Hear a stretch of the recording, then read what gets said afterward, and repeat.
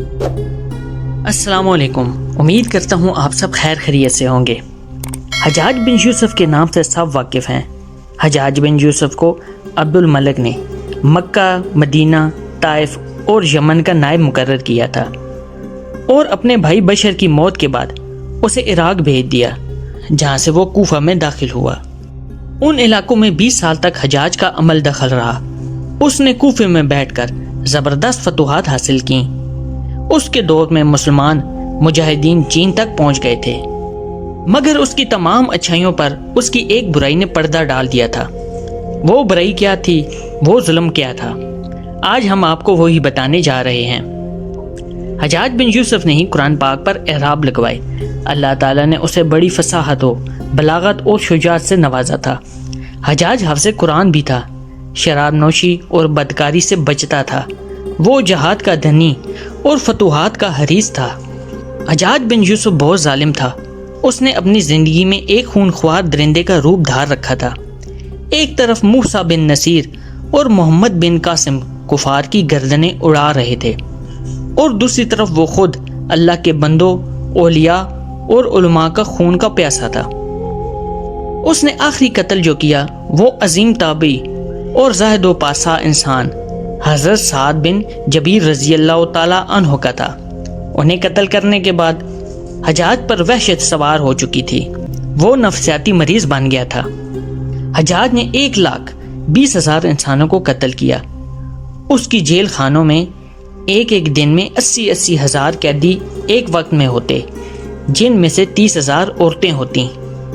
حجاج جب بھی سوتا، حضرت سعد بن جبیر رضی اللہ تعالیٰ عنہ اس کی خواب میں آ کر اس کا دامن پکڑ کر کہتے، اے دشمن خدا، تو نے مجھے کیوں قتل کیا؟ میں نے تیرا کیا بگاڑا تھا؟ اس کے ساتھ حجاج کو وہ بیماری لگ گئی جس میں سخت سردی کلیجے سے اڑ کر سارے بدن میں پھیل جاتی تھی۔ وہ کانپتا، آگ سے بھری انگیٹھیاں اس کے سامنے لائی جاتی تھیں اور اس کو اس قدر قریب رکھ دیا جاتا تھا کہ اس کی کھال جل جاتی، مگر اسے اس کا احساس تک نہیں ہوتا۔ حکیموں کو بتانے پر انہوں نے بتایا کہ پیٹ میں سرطان ہے۔ ایک طبیب نے گوشت کا ٹکڑا لیا اور اسے دھاگے کے ساتھ باندھ کر حجاج کے حلق میں اتار دیا۔